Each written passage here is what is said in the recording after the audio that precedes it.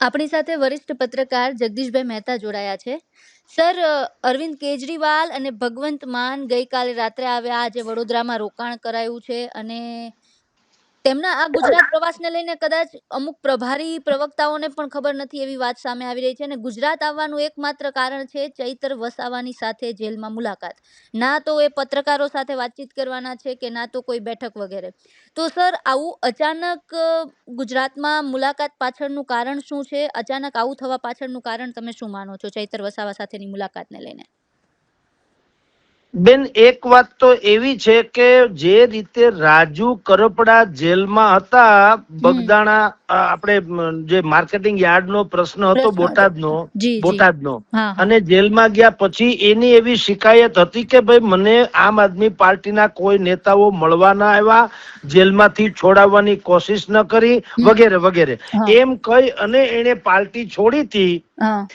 એવું આમાં રિપીટેશન ન થાય કે ક્યારે ભાઈ ચૈતર વસાવા એમ કહી ન શકે કે અમારા હાઈ કમાન્ડે મારી નોંધ ન લીધી, એવું જતાવવા માટે પણ કેજરીવાલ અને ભગવંત માન પુનઃ એટલે ફરી એકવાર ત્યાં જેલમાં મળવા એને આવ્યા હોવાનું સત્તાવાર રીતે, એટલે કે આમ કોઈ તમે જે કીધું બરાબર જ છે, આમ આદમી પાર્ટીના કોઈ નેતાને, એમાં પ્રવક્તા જેવા નેતાઓને પણ ખબર સુધા નથી કે આવ્યા કે નહીં એમ. જયારે કે આવ્યા છે એ હકીકત છે, બધાને એ તો છાનું રે નહીં, પણ એને ગુપચૂપ જે રીતે આને બહુ રાખવામાં આવ્યું છે એ કઈક જુદી સંકેત આપે છે.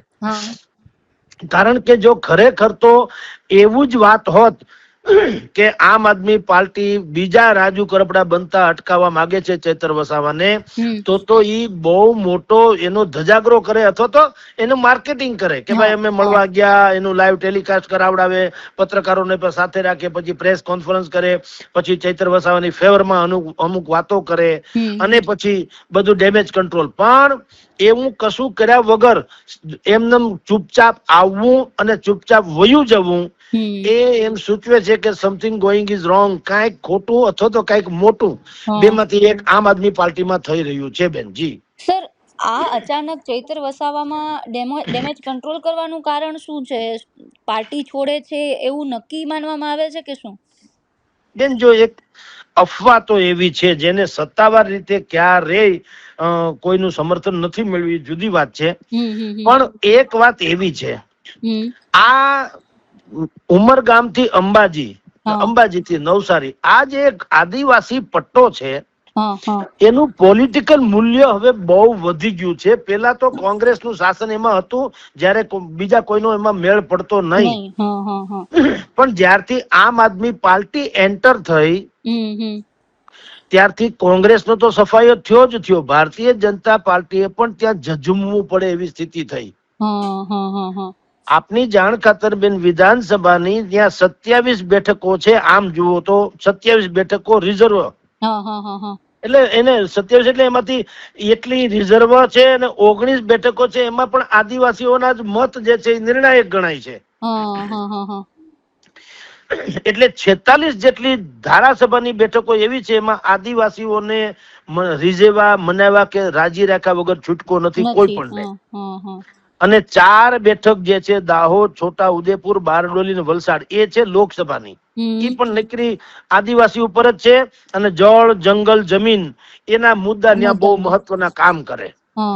જે રીતે પશ્ચિમ બંગાળમાં મમતા બેનર્જી માટી માણુસ એવું જે વાત કરતી હતી ને, એવું આદિવાસી પટ્ટામાં જળ, જંગલ, જમીનની વાતો છે. ત્યાં નર્મદા, તાપી, દક્ષિણ ગુજરાત, દાહોદ, આ બધા વિસ્તારોમાં જે પેશા નામનો એક્ટ મૂકવામાં આવ્યો છે, એ બધા એમ કે અમારી જમીનનું અધિક્રમણ કરી નાખે છે, સરકાર લઈ લે છે, એવો જે કાયદો છે એની વિરુદ્ધમાં બધું ત્યાં બહુ ડખો ચાલે છે.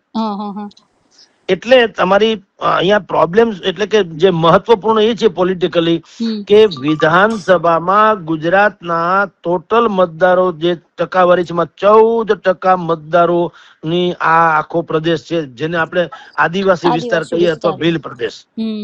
હવે કેટલાક સમયથી એવું લાગે છે ને, અફવા છે, જે તમારો પ્રશ્ન હતો તે કે ચૈતર વસાવા અલગ ભીલ પ્રદેશ એની માગણી કરી રહ્યા છે. એની પાછળ પણ બહુ દૂરંદેશી ભર્યું એમાં ગણતરી છે. હા હા હા કારણ કે અલગ ભિલિસ્તાન જે એક તો ભાષણમાં અલગ ભિલિસ્તાન રાષ્ટ્ર માંગેલું, હાલાકી રાજ્ય માગે છે કે અમને અલગ પ્રદેશ આપો, પણ એમાં ગુજરાત, રાજસ્થાન, મધ્યપ્રદેશ ને મહારાષ્ટ્ર 4 રાજ્યોના જે સરહદી વિસ્તારો છે એની જો લોકસભાની બેઠક ગણો તો પણ 15 થી 18 જેટલી બેઠક થાય. એટલે હવે 15 થી 18 બેઠક લોકસભાની માની લ્યો કે આદિવાસીઓના નામે જ ચૂંટણી લડવામાં આવે અને મોટા ભાગે જીતવાની સંભાવના છે. કારણ કે એ સમાજ અત્યારે જે રીતે તમે જુઓ છો, આ નર્મદા જિલ્લામાં તો જે વિસ્તાર ડેડિયાપાડા સહિતનો જે વિસ્તાર છે એમાં તો ચૈતર વસાવા સુપર હીરો છે ને. તમે જુઓ 22 માંથી જિલ્લા પંચાયતોની હમણાં ચૂંટણી થઈ, એમાં 22 જે નર્મદા જિલ્લાની 22 જિલ્લા પંચાયતની 22 બેઠકોમાંથી 15 જે છે એ આ લોકો લઈ ગયા. બોલો. પછી તાલુકા પંચાયતમાં ડેડિયાપાડામાં 18 માંથી 17 માં એ આમ આદમી પાર્ટી, પછી સાકબારામાં 18 માંથી 13, પછી ગરુડેશ્વર જે છે એમાં 16 માંથી 13, છોટા ઉદેપુરમાં ક્વાંટ, વાલિયા, પોશિંદા એ બધામાં પણ આમ આદમી પાર્ટીએ સારો દેખાવ કર્યો, અને ભિલોડામાં પેટા ચૂંટણી થઈ એમાં પણ આમ આદમી પાર્ટીએ બહુ સારો દેખાવ કર્યો. એટલે ત્યાં ચૈતર વસાવા જે છે ઈ આમ આદમી પાર્ટી છે, આમ આદમી પાર્ટીના ચૈતર વસાવા નથી. ચૈતર વસાવાની પાર્ટી કઈ કે આમ આદમી પાર્ટી એમ. હવે કેટલાક સમયથી અલગ ભીલ પ્રદેશના નામે, કારણ કે ચૈતર વસાવાને જે કહેવાય છે જાણકારો કહે છે એની વાત કરું છું, એ લોકો એમ માને છે કે હવે અત્યારની સ્થિતિ પ્રમાણે આજે જે સ્થિતિ છે રાજકારણની, એમાં એવું લાગે છે કે આમ આદમી પાર્ટી કમસે કમ ન તો કિંગ બને એમ છે, ન કિંગ મેકર બને એમ છે. એ વિસાવદર વાળી થઈ એ ઘટના જુદી હતી ત્યારે તો એ કિંગ કે કિંગ મેકર બેમાંથી એકની પૂર્ણ સંભાવના લાગતી હતી. હવે સ્થિતિ પલટી ગઈ એટલે કદાચ જીતે તો 1 જ 2 5 લોકો વાત કરું છું. તો હવે એવી સ્થિતિમાં આ ભાઈ જે છે આપણા ચૈતર વસાવા એમ નથી માનતા કે આપણે આમ આદમી પાર્ટીમાં રહીને એ આપણે કહીએ છે ને કે ભાઈ કટાઈ જવા કરતા ઘસાઈ જવું સારું. તો આમ આદમી પાર્ટીમાં આ કટાઈ જવા નથી માંગતા, એને એમ લાગે છે અલગ બિલિસ્તાન કરીને જે થાય તે ઘસાઈ જવું કુરબાન છે. પણ એક તો છે કે આદિવાસી પટ્ટામાં તો ચૈતર વસાવાનો દબદબો ઉભો રહે, એટલે એને અલગ બિલિસ્તાનની માગણી કરી જેમાં 4 રાજ્યો આવે, અને મેં આપને કીધું એમ લોકસભાની 15 થી 18 જેટલી બેઠકો આવે. હવે એમાં સ્થિતિ જુઓ કેવી મજબૂત બની રહી છે. ભારતીય જનતા પાર્ટીના નેતા જેણે એક પાર્ટી બનાવી હતી, ટ્રાઇબલ પાર્ટી, ભારતીય ટ્રાઇબલ પાર્ટી, જેને બીટીપી, એના પૂર્વ પ્રમુખ છે મહેશ વસાવા જે છે ઈ, અને ભરૂચના સાંસદ મનસુખ વસાવા. હવે બીટીપી ના પૂર્વ મનસુખ વસાવા છે ઈ તો અત્યારે આમાં ગોઠવાઈ ગયા કે ઈ પણ અલગ બિલિસ્તાન થી માંડીને ચૈતર વસાવાની મંડા ચાલીસા ગાવા. ભરૂચના સાંસદ અત્યારે ના પાડે છે મનસુખભાઈ વસાવા, પણ ભારતીય જનતા પાર્ટીની સામે જ એને કેટલાય બધા એવા બધા નિવેદનો કર્યા છે કે અહીંયા ભ્રષ્ટાચાર ચાલે છે અને ફલાણું ઢીકણું. એટલે હવે ભારતીય જનતા પાર્ટી હું નથી માનતો કે મનસુખ વસાવાને પણ રિપીટ કરે. એટલે બધા જે લોકો જે પાર્ટીમાં જે લોકોને એમ લાગે કે હવે ભવિષ્યમાં આપણો મેળ પડે એમ નથી, એ લોકો પોતાની રાજનીતિ યથાવત રાખવા બિલિસ્તાનના હાલતી ગાડીએ બેસી જવા માંગે છે. એમાં આ મહેશ વસાવા અને મનસુખ વસાવા તો છે, પણ કોંગ્રેસના અનંત પટેલ જે વાસંદાના ધારાસભ્ય છે એ પણ એમાં જ ગણાય. એને પણ ચૈતર વસાવાને છોડી મૂકવા જોઈએ, એની ઉપર કેસ કરાઈ ખોટા છે એમ કરીને ચૈતર વસાવાની, નહીતર ચૈતર વસાવા આમ આદમીમાં છે, અનંત પટેલ કોંગ્રેસમાં છે, તો બેયનું ગઠબંધન નથી, કશું નથી. પણ એને ચૈતર વસાવાની ફેવરમાં કેટલા બધા નિવેદનો આપી અને પોતાની પણ એક સંકેત આપી દીધો કે કદાચ કોંગ્રેસ વાળા કઈ ઇધર ઉધર કરે અથવા તો બીજું કઈ થાય તો હું ચૈતર વસાવાની છાળ પકડીને પાછી રાજનીતિ ચાલુ રાખી શકું. એનાથી આગળ ભારતીય જનતા પાર્ટીના ત્યાંના નાંદોદના ધારાસભ્ય જે છે ડોક્ટર દર્શનાબેન દેશમુખ, હવે એનું મોહાળ પાછું છે એ આદિવાસી છે, વસાવા છે, વસાવા પરિવારના દીકરી છે.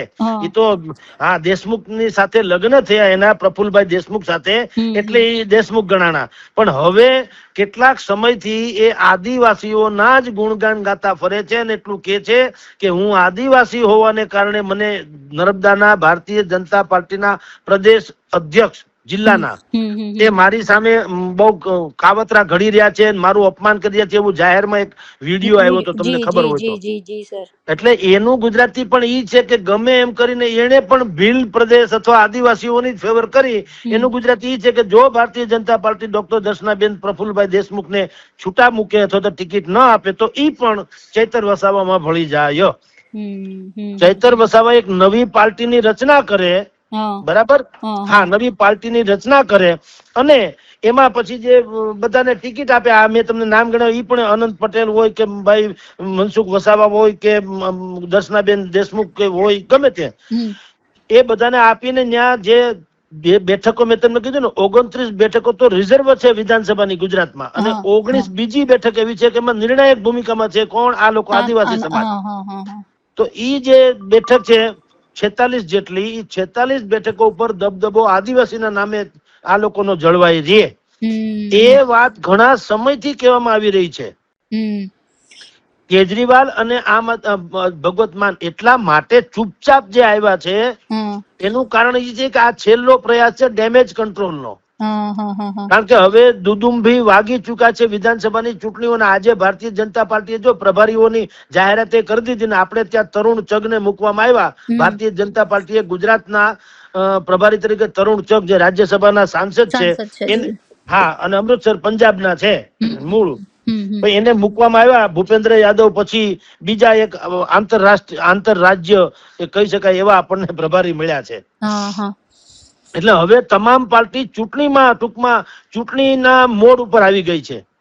એ સમયે ચૈતર વસાવાની સાથે બુદ્ધિપૂર્વકનું ગુપચુપ મળવું અને સીધું પ્રેસને મળ્યા વગર વયું જવું કેજરીવાલનું, ઈ બતાવે છે કે આ ડેમેજ કંટ્રોલનો છેલ્લો પ્રયાસ હોઈ શકે.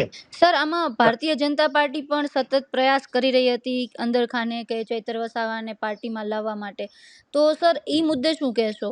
ભારતીય જનતા પાર્ટીના પ્રયાસને લઈને શું કહેશો? કારણ કે આમ આદમી પાર્ટી થી અલગ કરવા માટે આખો જે કેસ થયો ચૈતર વસાવા ઉપર, અત્યારના સુનાવણી ચાલે છે, એક બાદ એક તારીખો પડે છે. સર, આ મુદ્દે શું કહેવું છે? જુઓ, ભાજપ જે છે ને ઈ આપણી ભાષામાં કહું તો હોળે હરાવેલો પક્ષ છે. એને કોઈ પણ પ્રયાસ કરવામાં જરાય છોછ રહેતી નથી. એ લોકો 100 વાતની એક વાત, આપણે ઓલા રાહત ઇન્દોરી કે ને, આંખો મેં પાनी रखो, ओठों पे चिंगारी रखो, जिंदा रहना है तो तरकीबे बहुत सारी रखो. ગમે થાય લડી લ્યો, બીજી વાત નહીં, ચૂંટણી જીતી જવી જોઈએ, ઓ વાતની એક વાત, બરાબર.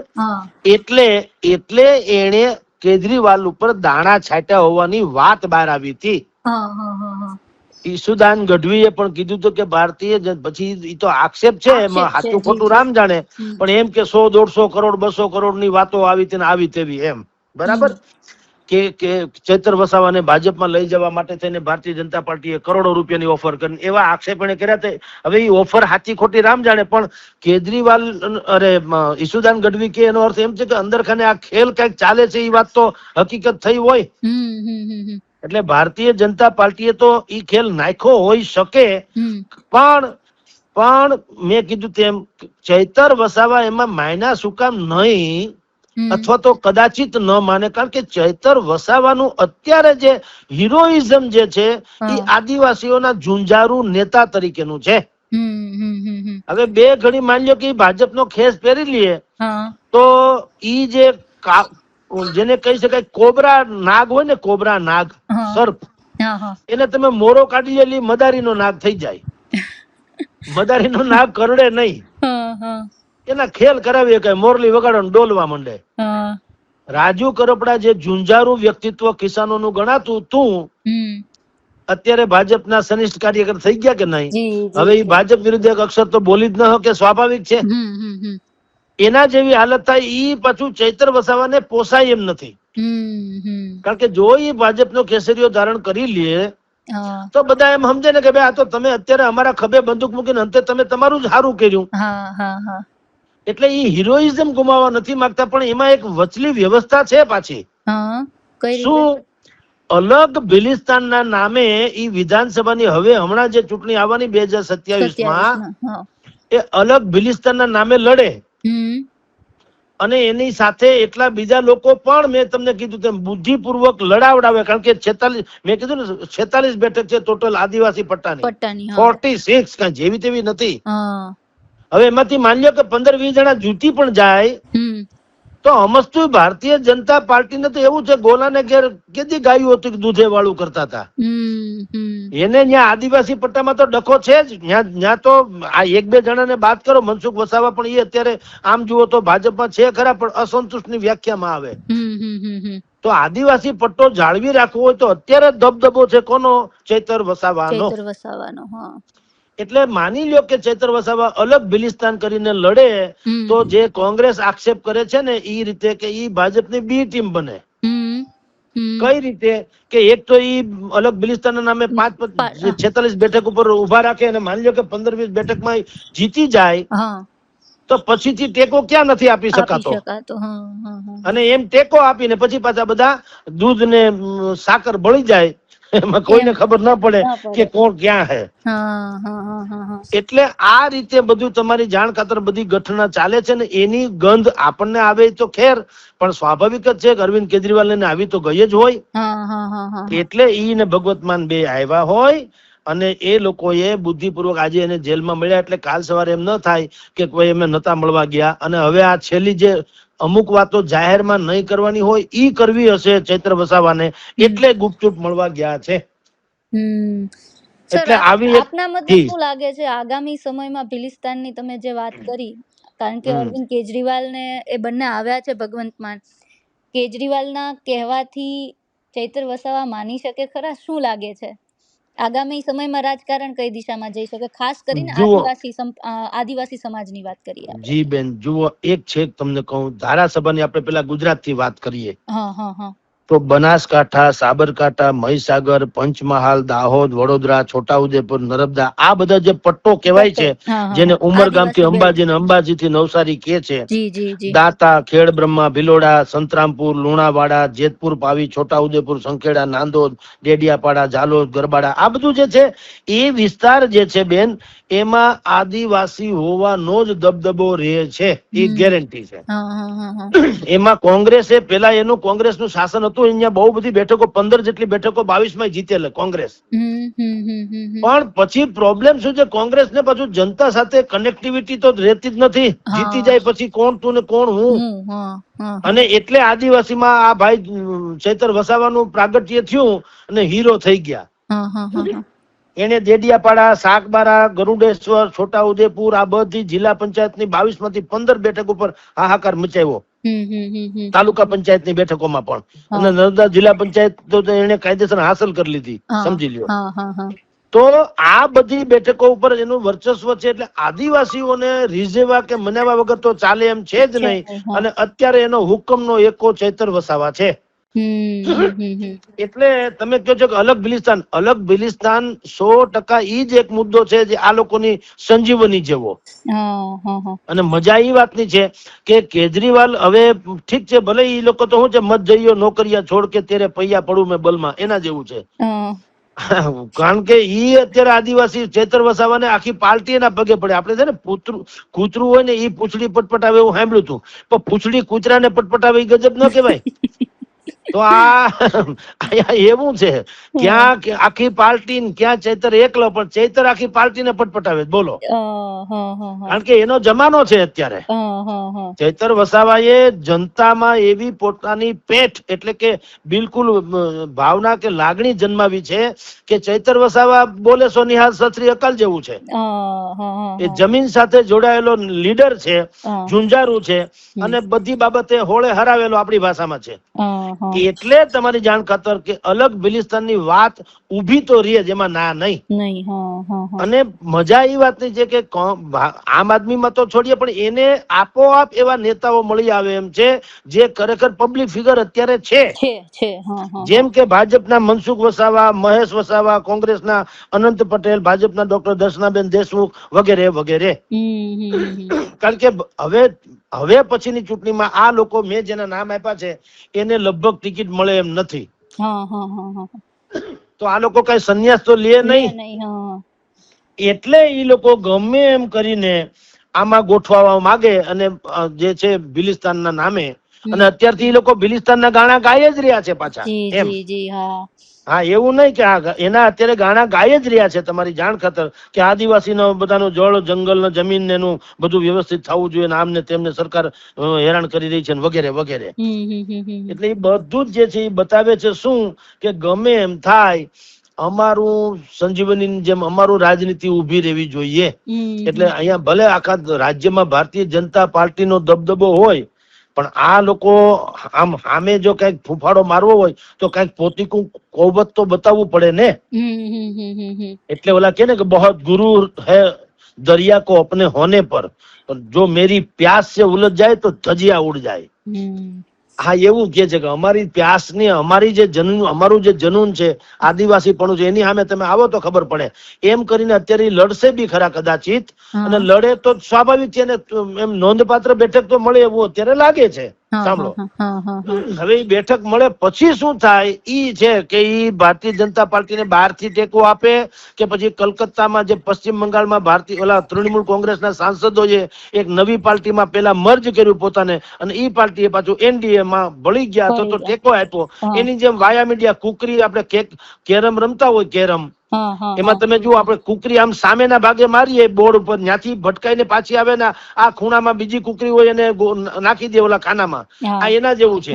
ભારતીય જનતા પાર્ટી અહીંથી કુકરી મારશે, સામે ચૈતર વસાવાને લાગશે. ચૈતર વસાવાના તમામ ધારાસભ્યો જેટલા જીતે ધારો કે એ બધા પાછા ઓલે જે ખાના હોય છે ચાર એમાં ખાનામાં પડે એ ભાજપનું ખાનું હોય. એટલે સરવાળ બધું ઘી ઢોળાય ખીચડીમાં એના જેવું છે ને. મે બી એવું હોઈ શકે, એમાં કઈ આપણે કહીએ એવું થાય જરૂરી નહીં પણ રાજનીતિ છે એમાં બધું જ સંભવ છે. સમજ્યા? હા, બધું જ સંભવ છે. એટલે અત્યારે આ પ્રકારનો મોટો ખેલ છે. એટલે જ કેજરીવાલ અને ભગવત માન તો ખેર તો હવે મંત્રી છે એટલે મુખ્યમંત્રી છે એટલે, પણ કેજરીવાલ નું ત્યાં અચાનક અહીંયા ગઈકાલે વડોદરા આવવું, રોકાવું, પત્રકારોને ન મળવું, આજે ચૈત્ર વસાવાના જેલમાં મળવું, પત્રકારોને બાઇટ સુધા ન આપવી અને ચૂપચાપ વયું જવું, એનો અર્થ એવો થયો હોય કે ભાઈ એક વિકલ્પ તરીકે એવું પણ સૂચવવામાં આવ્યું હોય કે ભાઈ તમે ભલે અલગ બિલિસ્તાન કદાચ કરો, ન કરે નારાયણને હાલો તો પણ ભવિષ્યમાં તમે ભાજપને કે એનડીએ ને ટેકો આપવાને બદલે થોડુંક જાળવા જાજો, કદાચ અમારું ક્યાંક મેળ પડે ને ક્યાંક લાકડે બાકડું ફીટ થઈ જાય તો અમારામાં જાળવા રહેજો, અમે તમારી હારે છીએ. પણ રાજકારણમાં કોઈ દિવસ પેલો ઘા રાણાનો હોતો નથી, છેલ્લો ઘા રાણાનો હોય છે. છેલ્લો ઘા એટલે એ તો પડશે એવા દેવાશે. સ્થિતિ 2027 ધારાસભામાં શું સ્થિતિ થાય છે એના ઉપર અલગ બિલિસ્તાનનું પણ ભવિષ્ય છે બેન. જી બિલકુલ બિલકુલ સર, અમારી સાથે જોડાયા, તમામ વિગતો આપી તે બદલ ખૂબ ખૂબ આભાર સર.